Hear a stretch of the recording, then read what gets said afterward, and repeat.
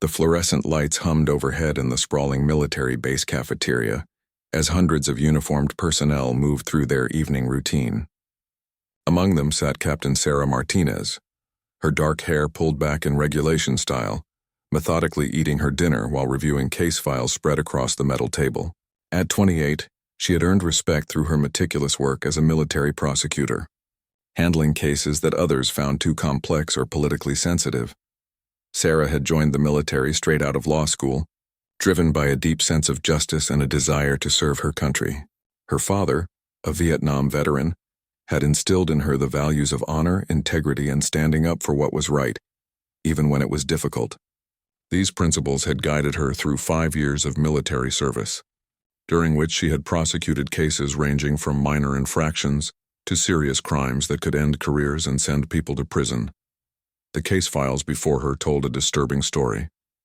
For the past 3 months, Sarah had been investigating allegations of sexual harassment and assault within the base. What had started as a single complaint had mushroomed into a complex web involving multiple victims and perpetrators. The evidence was mounting, pointing to a pattern of abuse that had been systematically covered up by various commanding officers who prioritized their careers over the safety of their subordinates. As Sarah turned another page, her colleague Lieutenant James Chen approached her table. James had been her closest friend since they had gone through officer candidate school together, and she trusted his judgment implicitly. He carried 2 cups of coffee and wore an expression of concern that immediately put Sarah on alert. "You need to see this," James said quietly, sliding into the seat across from her. He handed her one of the coffee cups and pulled out a manila envelope from his jacket. "I just came from the investigation office. There's been a development in your harassment case." Sarah set down her fork and accepted the envelope, her stomach tightening with anticipation. Inside were photographs, witness statements, and a confidential report that made her blood run cold. The evidence clearly implicated General Robert Hawthorne, the base commander, as not only aware of the harassment but actively participating in covering it up. More disturbing still were allegations that the general himself had engaged in inappropriate conduct with several female officers under his command. General Hawthorne was a decorated war hero with 30 years of service and a reputation that extended far beyond their base. He was known for his charismatic leadership, his ability to inspire troops, and his political connections that reached the highest levels of the Pentagon. To most people on the base, he was untouchable, a living legend whose word was law and whose judgment was never questioned. "This can't be right," Sarah whispered, though even as she spoke the words, she knew the evidence was solid. The witness statements were detailed and consistent.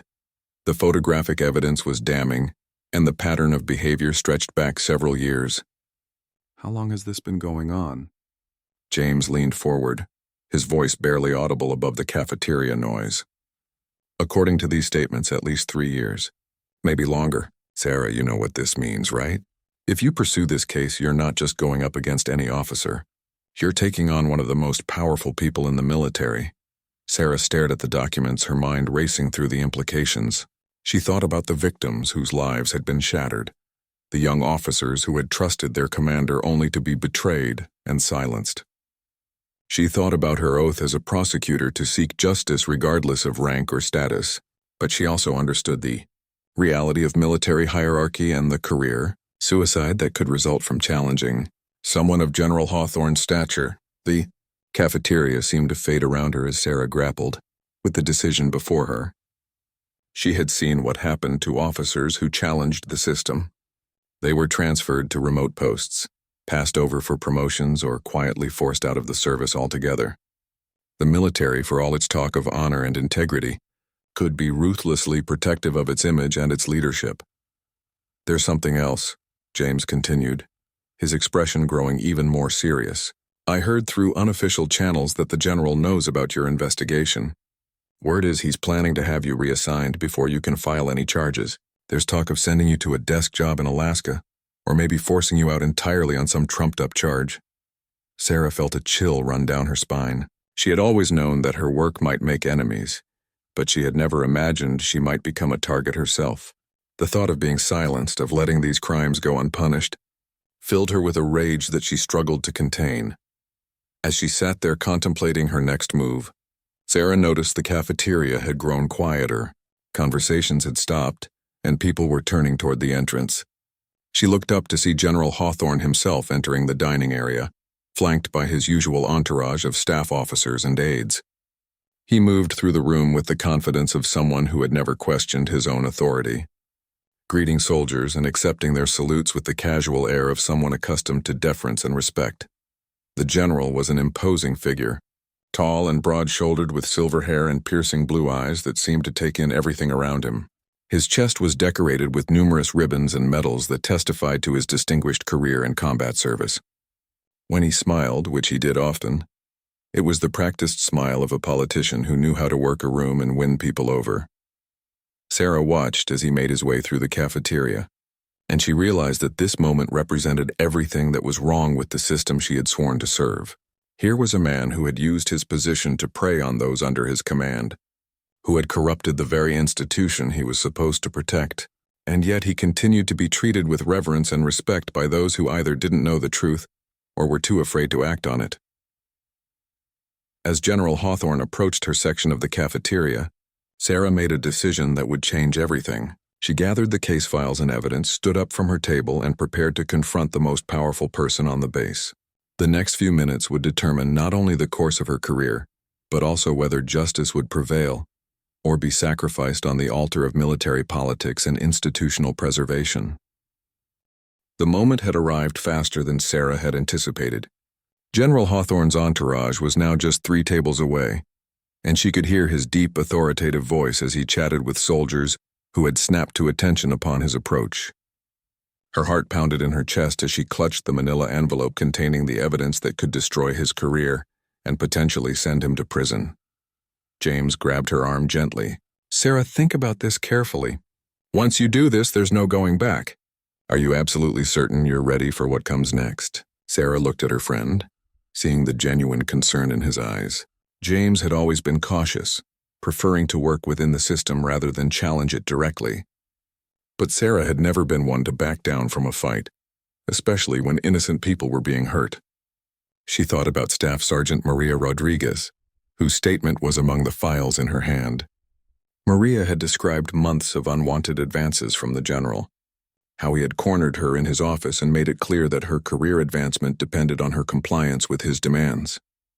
"I've been certain since the moment I read these statements," Sarah replied quietly. "These women trusted the system to protect them, and instead they were betrayed by the person who was supposed to be their protector. I can't live with myself if I don't at least try to get them justice." General Hawthorne was now at the table directly adjacent to theirs. Sarah could see him clearly now, noting the way his aides hung on his every word and how other officers in the cafeteria watched him with a mixture of respect and fear. He commanded attention effortlessly, his presence filling the room in a way that made everyone else seem smaller and less significant. The general's aide, a young captain named Thompson, spotted Sarah and James. Sarah had met Thompson before during briefings, and she knew he was fiercely loyal to Hawthorne, viewing him as a mentor and father figure. Thompson whispered something to the general, who turned his attention toward their table. "Captain Martinez," General Hawthorne called out, his voice carrying easily across the space between them. "I was hoping to run into you. I understand you've been working on some interesting cases lately." The comment sent a chill through Sarah. It confirmed what James had told her about the general being aware of her investigation. More concerning was the subtle threat embedded in his words. He wasn't just making conversation. He was letting her know that he knew what she was doing and that he had the power to stop her. Sarah stood up slowly, her legs feeling unsteady beneath her. The entire cafeteria seemed to be watching now, sensing that something significant was about to happen. Military protocol dictated that she should salute the general immediately upon his approach, acknowledging his superior rank and authority. It was a gesture so automatic that most officers performed it without conscious thought. But as Sarah faced General Hawthorne, she found herself unable to raise her hand in salute. The evidence in her possession made the very idea of showing him respect feel like a betrayal of every principle she had sworn to uphold. How could she salute a man who had used his position to prey on those under his command? How could she show deference to someone who had corrupted the very institution she loved and respected? "General," Sarah said simply, her voice steady despite the turmoil she felt inside. The absence of a salute was immediately noticed by everyone in the immediate vicinity.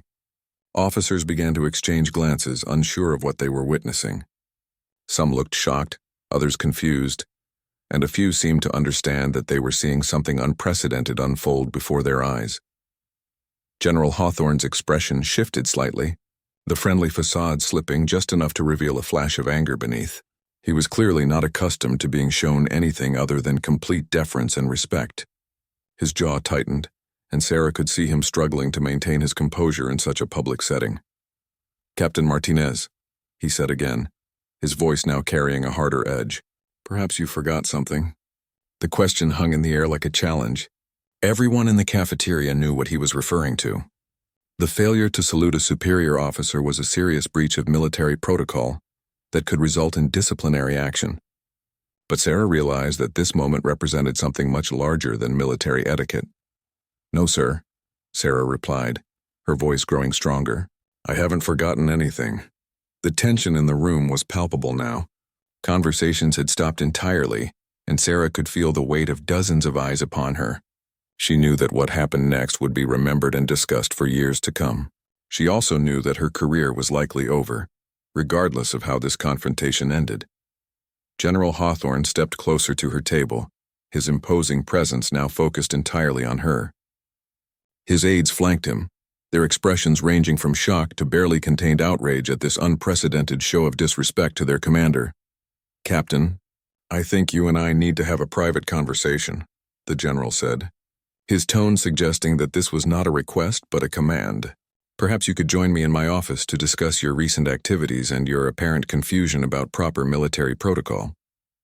Sarah recognized the threat in his words. If she went to his office, she would be alone with him and his staff, where he could intimidate her or potentially destroy the evidence she had gathered. She also understood that refusing his request would be seen as insubordination, adding to the charges that could be brought against her. But as she looked around the cafeteria at the faces of her fellow officers, Sarah realized that this public confrontation might be her only opportunity to expose the truth. If she allowed herself to be silenced in a private meeting, the victims of harassment and abuse would never get justice, and other women on the base would continue to be at risk. "Actually, General," Sarah said, her voice now carrying clearly across the silent cafeteria, "I think our conversation should remain public. I believe there are things that need to be said that everyone here should hear." The general's face darkened at her words. He was clearly not used to being challenged so directly, especially in front of his subordinates. Sarah could see him calculating his options, trying to decide how to regain control of the situation without creating an even bigger scene. Lieutenant James Chen remained seated at their table, his face pale with concern for his friend. He understood better than anyone what Sarah was risking by taking this stand, but he also knew her well enough to recognize that she had made up her mind and that nothing he could say would change her course. Moment had become a test of wills between a decorated general with 3 decades of experience and a young captain who refused to be intimidated. The outcome would determine not just their individual fates, but potentially the future of military justice on the base and beyond. General Hawthorne's eyes narrowed as he processed Sarah's defiant response.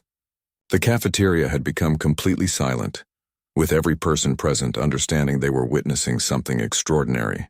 The general's reputation for maintaining absolute control was being challenged publicly by a junior officer, something that simply didn't happen in the rigid hierarchy of military life. "Captain Martinez," the general said slowly, his voice carrying the weight of authority built over 3 decades of command. "I'm going to give you one more opportunity to remember your place and show proper respect for rank and protocol." Sarah felt the envelope containing the evidence growing damp with perspiration in her hands. Every instinct trained into her during years of military service screamed at her to back down, to salute, to apologize, and hope for mercy. But the faces of the victims whose statements she carried gave her strength to continue standing firm. "General, with all due respect," Sarah began, her voice steady despite the fear coursing through her veins, "I cannot in good conscience salute an officer who I have credible evidence has violated his oath and betrayed the trust placed in him by those under his command." A collective gasp went through the cafeteria. Officers exchanged shocked glances, unable to believe what they were hearing. Several of General Hawthorne's aides moved closer to him, their hands instinctively moving toward their weapons as if expecting some kind of physical threat to their commander. Captain Thompson stepped forward, his face flushed with anger. "Captain Martinez, you are completely out of line.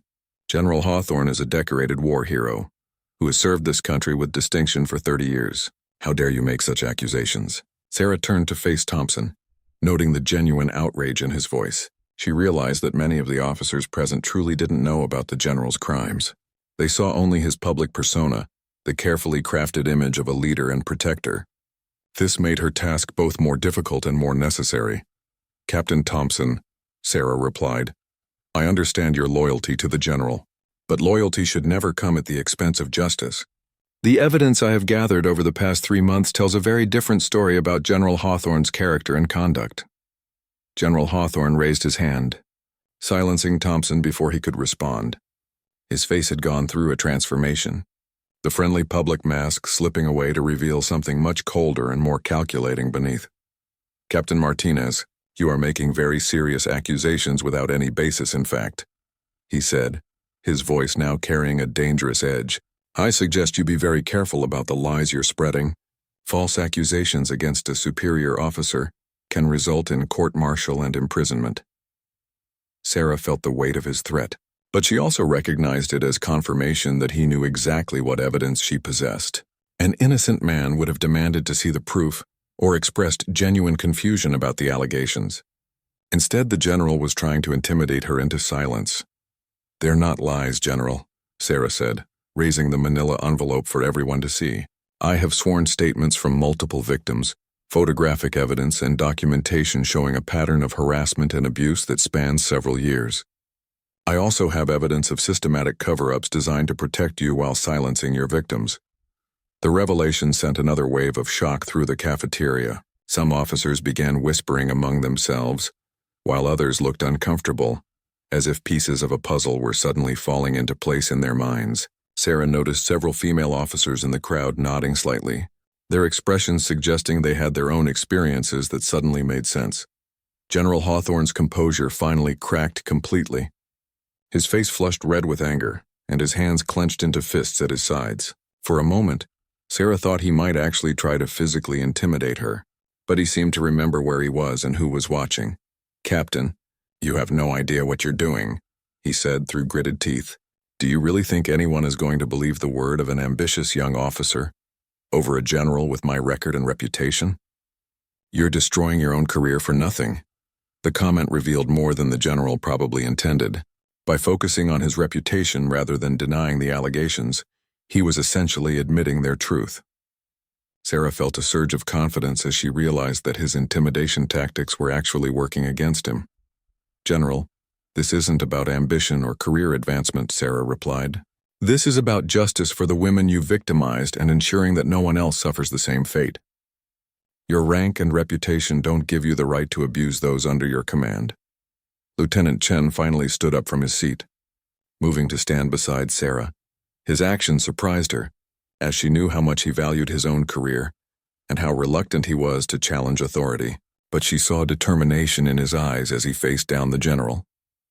"Captain Martinez is one of the most ethical officers I've ever known," James said, his voice carrying clearly across the silent cafeteria. "If she says she has evidence of wrongdoing, then that evidence should be taken seriously regardless of who it implicates."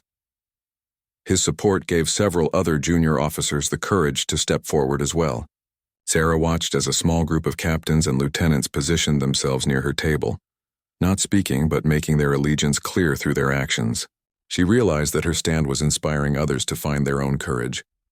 General Hawthorne looked around the cafeteria, seeing his absolute authority being challenged not just by one officer, but by a growing group.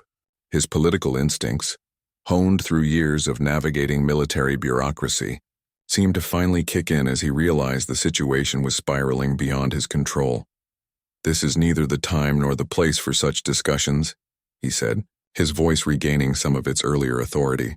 "Captain Martinez, you will report to my office first thing tomorrow morning to present whatever evidence you believe you have. Until then, I suggest you remember that false accusations and insubordination are serious offenses that will be dealt with accordingly." Sarah knew this was his attempt to regain control. and move the confrontation away from public scrutiny, but she also understood that going to his office alone would give him the opportunity to destroy her evidence and potentially threaten her more directly. "General, I believe these matters should be handled through proper legal channels," she said. "I intend to present my evidence to the Inspector General and request a formal investigation. The victims deserve to have their cases heard by an impartial authority, not by the person they're accusing." The mention of the Inspector General seemed to hit the general like a physical blow. The Inspector General's office was one of the few military entities with the authority to investigate senior officers, and their investigations could lead to criminal charges and court-martial proceedings that could destroy careers and result in imprisonment. The mention of the Inspector General sent visible shockwaves through General Hawthorne's entourage. His aides exchanged worried glances, suddenly understanding that this was no longer just a matter of military protocol or insubordination. This was a direct threat to their commander's career and freedom. Sarah could see the calculation happening behind the general's eyes as he weighed his options.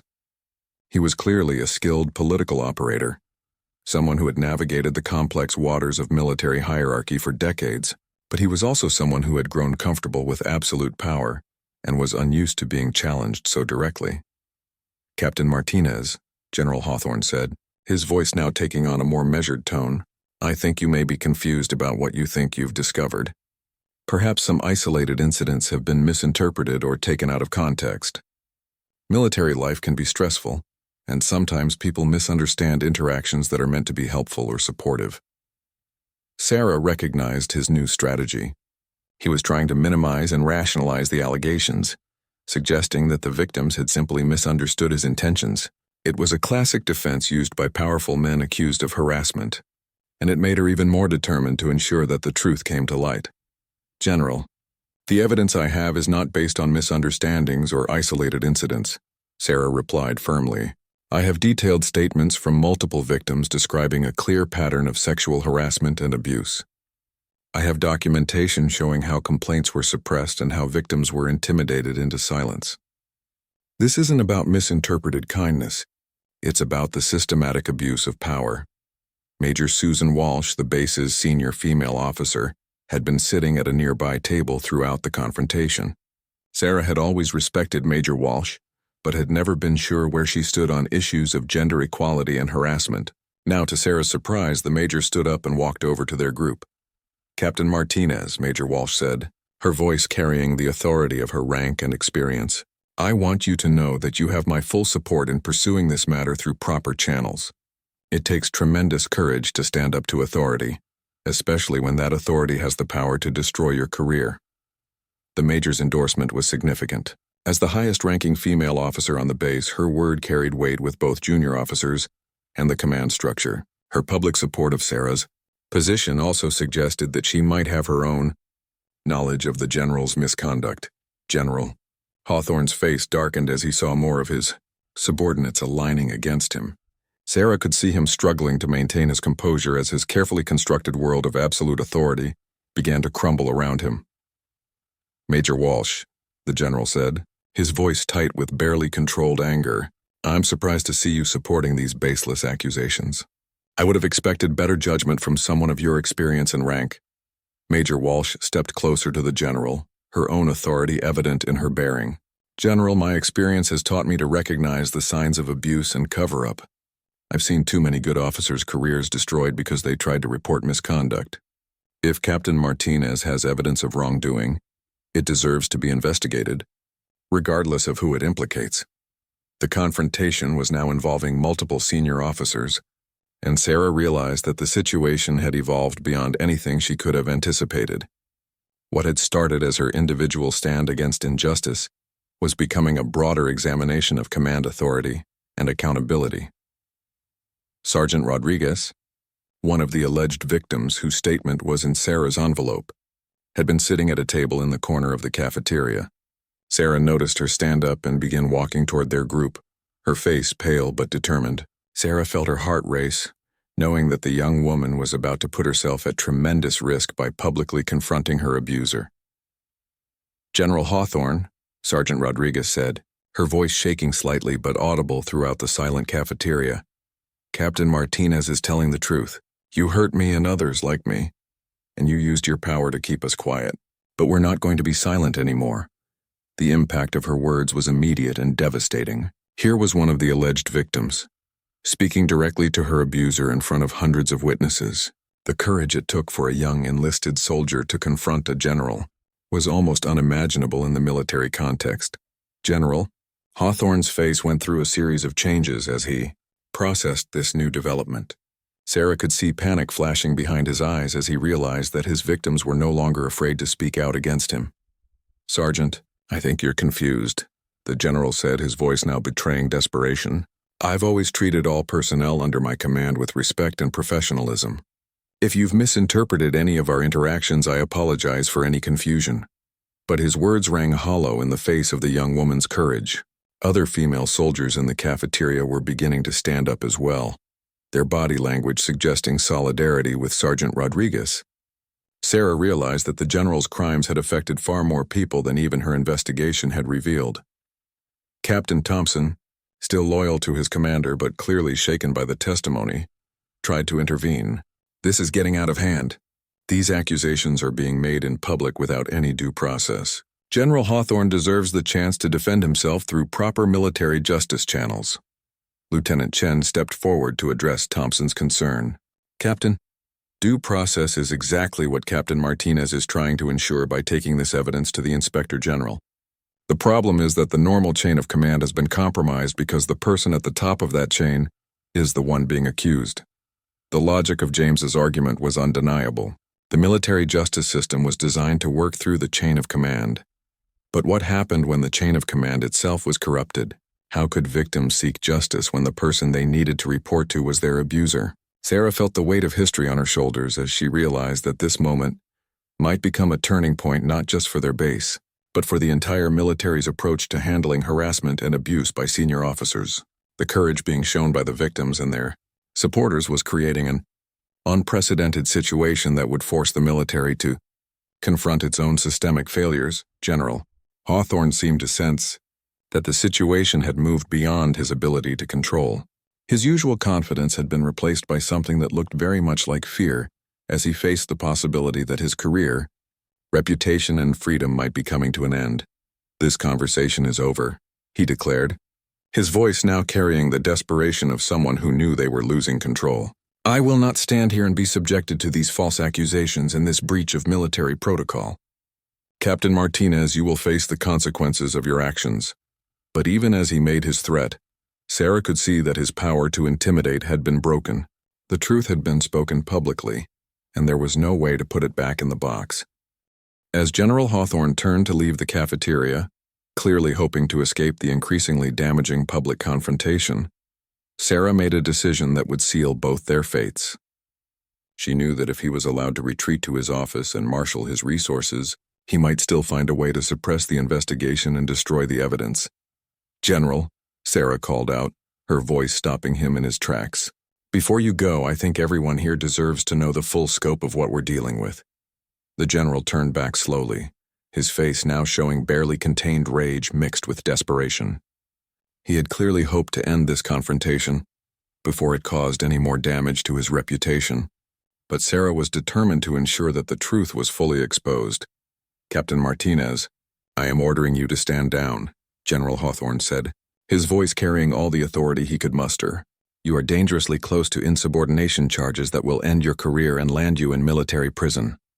But his threats no longer carried the weight they once had.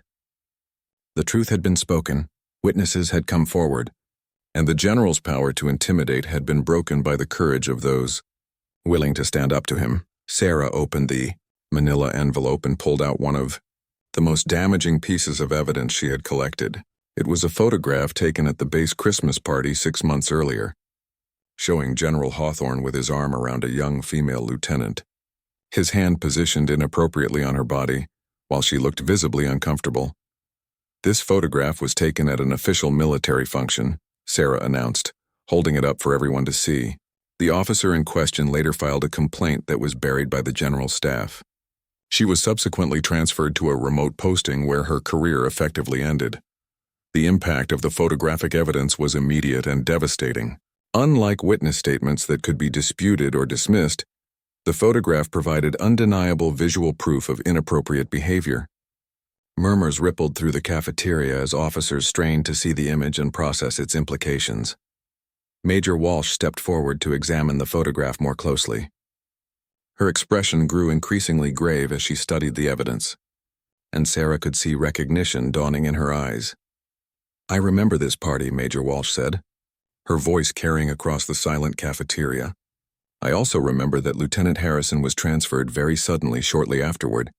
At the time I was told it was for disciplinary reasons, but I always wondered what had really happened."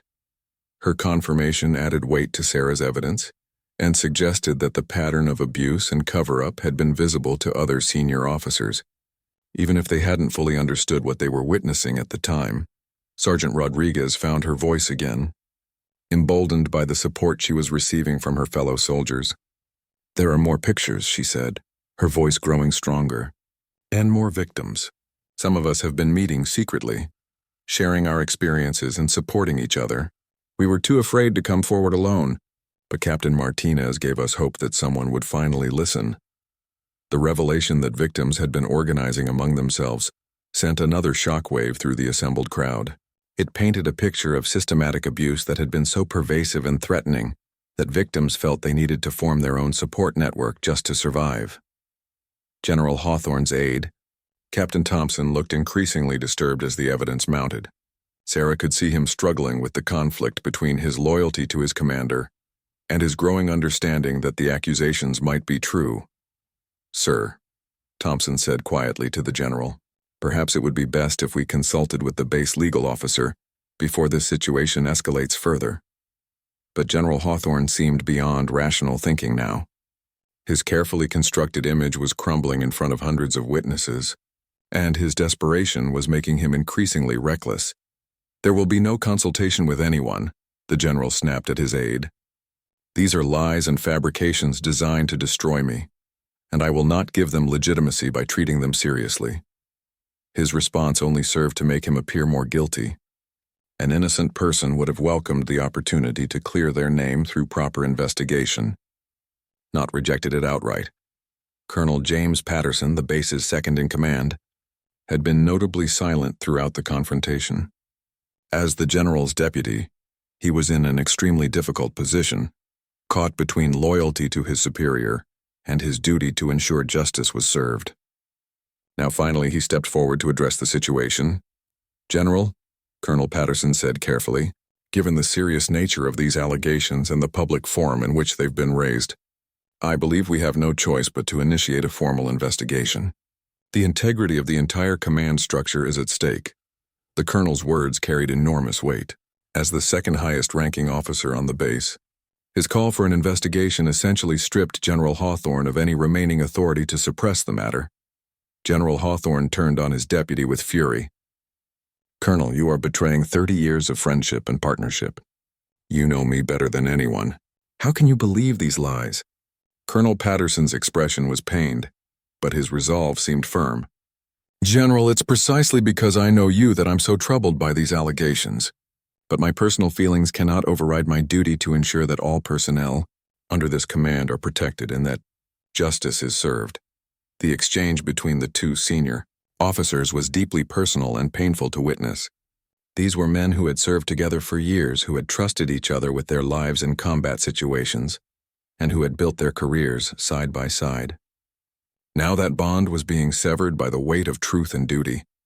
Sarah realized that she had achieved something she never could have imagined when she first decided not to salute the general. She had not only exposed his crimes, but had also forced the entire command structure to confront the reality of abuse and cover-up within their ranks. As the confrontation reached its climax, Sarah felt a mixture of triumph and sadness. She was glad that the victims would finally get justice, but she also understood the devastating impact this would have on everyone involved, including those who had unknowingly enabled the abuse through their silence or misplaced loyalty. The cafeteria remained silent as everyone processed what they had witnessed. Many of the officers present would later say that this moment changed their entire understanding of power, authority, and moral courage within the military context. General Hawthorne stood alone now, his aides having stepped back as they realized that their association with him might damage their own careers.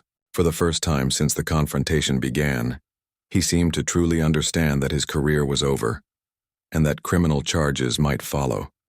3 months later, Sarah sat in the witness stand of a military courtroom, facing a panel of senior officers who would determine General Hawthorne's fate.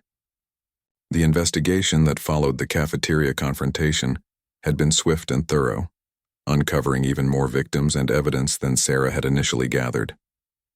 The Inspector General's office had taken over the case within 24 hours of her formal complaint, and the FBI had become involved when evidence suggested that some of the crimes might have occurred off base. The courtroom was packed with military personnel, journalists, and advocates for military justice reform. The case had become a landmark moment in the ongoing struggle to address sexual harassment and abuse within the armed forces.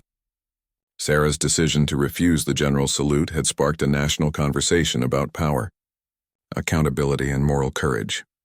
General Hawthorne sat at the defendant's table, no longer the imposing figure who had commanded absolute respect just months earlier.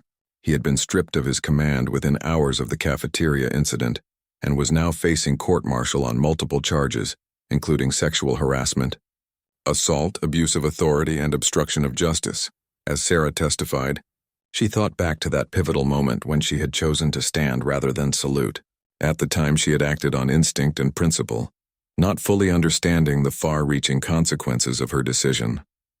Now, as she recounted the evidence she had gathered and the courage of the victims who had come forward, she felt a deep sense of vindication. The prosecution's case was overwhelming. In addition to the original evidence Sarah had compiled, the investigation had uncovered financial records showing how the general had used military resources for personal gain, communications proving his involvement in covering up complaints, and testimony from dozens of witnesses who had observed his inappropriate behavior over the years. Sergeant Rodriguez had been one of the most compelling witnesses, her testimony providing graphic details about the harassment she had endured and the threat she had received when she initially tried to report it. Her courage in the cafeteria that day had inspired other victims to come forward, creating an avalanche of evidence that made the general's conviction inevitable. Major Walsh had also testified, revealing that she had suspected the general's misconduct for years, but had felt powerless to act without concrete evidence. Her testimony highlighted the institutional failures that had allowed the abuse to continue for so long. The defense attorneys had attempted to portray General Hawthorne as a distinguished soldier whose reputation was being destroyed by disgruntled subordinates seeking attention and career advancement. But their arguments fell apart in the face of overwhelming evidence and the sheer number of victims who had come forward. During his own testimony, General Hawthorne had maintained his innocence, claiming that all interactions with female personnel had been professional and that the allegations were part of a conspiracy to destroy him. But his arrogant demeanor and obvious anger had only made him appear more guilty to the panel of judges. The verdict, when it came, was swift and decisive. General Robert Hawthorne was found guilty on all charges and sentenced to 15 years in military prison, forfeiture of all pay and benefits, and dismissal from the armed forces. It was one of the harshest sentences ever imposed on a general officer, reflecting both the severity of his crimes and the military's determination to send a message about accountability. As the sentence was read, Sarah felt a complex mixture of emotions. She was relieved that justice had been served and that the victims had been vindicated, but she also felt sadness for the institution she loved and the damage that had been done to it by one man's abuse of power. The aftermath of the case brought significant changes to the base and to the military justice system as a whole. Colonel Patterson, who had shown moral courage by calling for the investigation, was promoted to general and implemented new policies designed to prevent future abuse and ensure that complaints were taken seriously. Sarah herself had been promoted to major and transferred to the Pentagon, where she worked on developing new protocols for handling harassment and assault cases. Her refusal to salute had become legendary within military circles, cited as an example of how individual courage could drive institutional change. The case also led to congressional hearings and new legislation strengthening protections for military personnel who report misconduct. Sarah was invited to testify before Congress about her experiences and recommendations for reform, becoming a national advocate for military justice issues. Lieutenant Chen, who had stood by Sarah during the confrontation, was also promoted and became her deputy at the Pentagon. Their partnership in developing new training, programs, and investigative procedures helped ensure that future victims would have better resources and support when reporting abuse. Sergeant Rodriguez and the other victims received counseling and support services, and many went on to have successful military careers. Rodriguez herself was promoted and became an advocate for enlisted personnel, speaking at training sessions about the importance of reporting misconduct and supporting victims. The changes that resulted from the case extended far beyond their base. Military installations worldwide implemented new policies and training programs designed to prevent harassment and abuse. The culture of silence and intimidation that had allowed such behavior to flourish was gradually being replaced by one that emphasized accountability and respect for all personnel. Sarah often reflected on the moment when she had decided not to salute General Hawthorne. It had been a split-second decision based on principle and conscience, but it had set in motion a chain of events that transformed not just her own life, but the entire military justice system. Years later, when young officers asked her about that day, Sarah would tell them that courage wasn't the absence of fear, but the decision to do what was right despite the fear. She had been terrified of the consequences of challenging such a powerful figure, but she had been even more afraid of living with herself if she had stayed silent while innocent people suffered. The legacy of her stand lived on in the countless victims who now felt safe to report abuse, knowing that their allegations would be taken seriously and investigated thoroughly. It lived on in the military leaders who understood the true honor came not from protecting the institution's image but from protecting the people who served within it. Sarah's explanation for refusing to salute had indeed stunned everyone in that cafeteria, but it had also inspired a movement for change that would protect future generations of military personnel from the abuse of power and authority that had gone unchecked for too long.